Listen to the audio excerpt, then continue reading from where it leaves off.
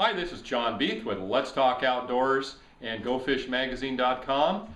Today's fish recipe is pan-seared and crusted lingcod. Now, I'm going to top my lingcod when I put it in the oven with these processed potato chips along with some pecans and a little bit of spice. So what I've done is I've created a spice rub, and once again I went to the store and for less than $2 I bought this spice mix, and there's several spoons. There's a teaspoon in each one of these packets.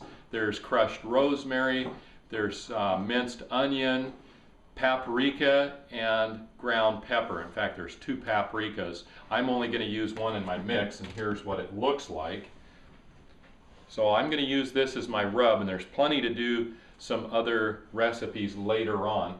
And for my crust, what I've done is I have made my crust out of those potato chips as well as the pecans, and I used a Magic Bullet blender to do that. It makes it very simple.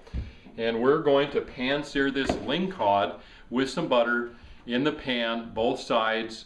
I'm going to get it nice and crusty on one side and then flip it over. Then I'm going to put it in the oven at 400 degrees, and when it comes out of the oven it'll be ready to serve, and I'll also use some lemon for garnish and a little bit of flavor. Now, one thing that I like to do with my fish, I like to soak it in a saltwater solution. That freshens it up, and it also firms up the fish a little bit, and it takes away that fishy taste. Hopefully mine won't taste fishy because I take care of my fish. The other thing that this does, if you set it into a pan of this salt water and put it on the counter for at least a half an hour, it brings it up to room temperature and makes it a lot easier to cook because it won't be uneven. Now, I'm going to pull this out and I'm going to rinse this because I don't want to have all that salt solution on there. So I'll rinse off that salt solution and it'll be ready for the pan. Alright, I'm going to use my rub mixture. I'm going to put it right on the rub, get it in there.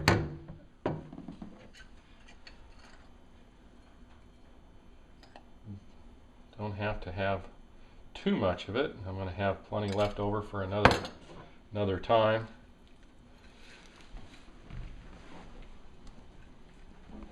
Now I'll get it on here.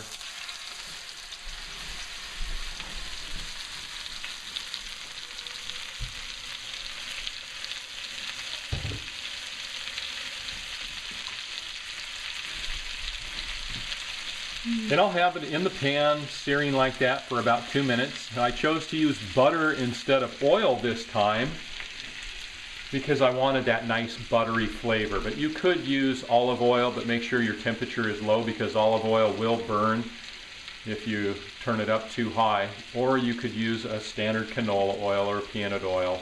A lot of people don't like peanut oil with their fish, but some people do. But for this, I'm using butter. Get nice and golden brown.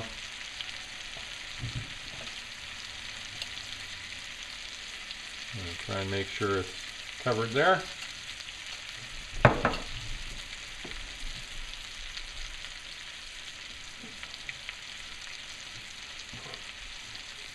A nice lingcod that I caught in Alaska.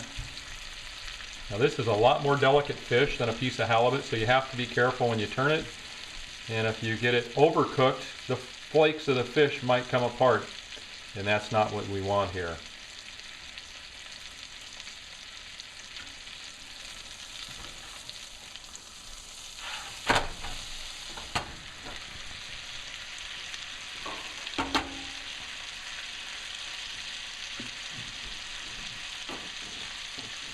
Okay.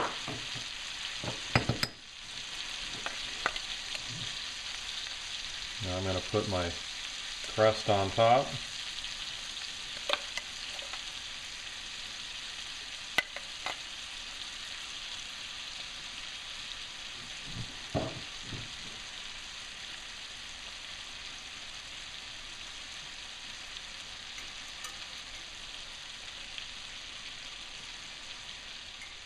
Now I'm going to cut my lemon here and put a little bit of the lemon juice right in here to give it a little pizzazz here.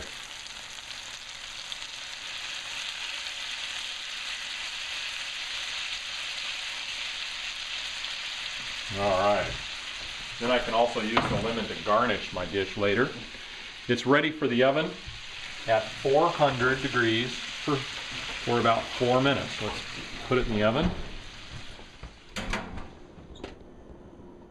It's time to get the fish out of the oven. It's been in there for about 4 minutes at 400.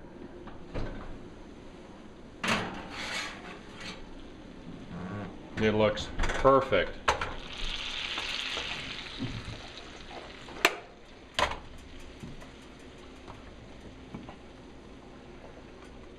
This is enough to feed 2 people, but I'm going to put it on 1 plate right now.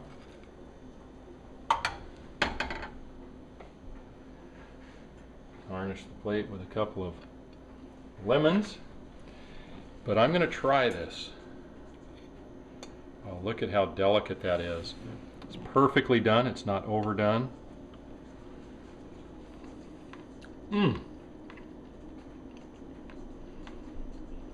Lingcod is so wonderful.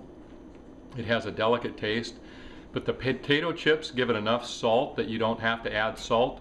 And my spice rub that I put on the fish as I fried it really made it a really nice taste profile. And then the crust that I put on top was just perfect with the pecans and the potato chips. So this is a dish I think you'll really like.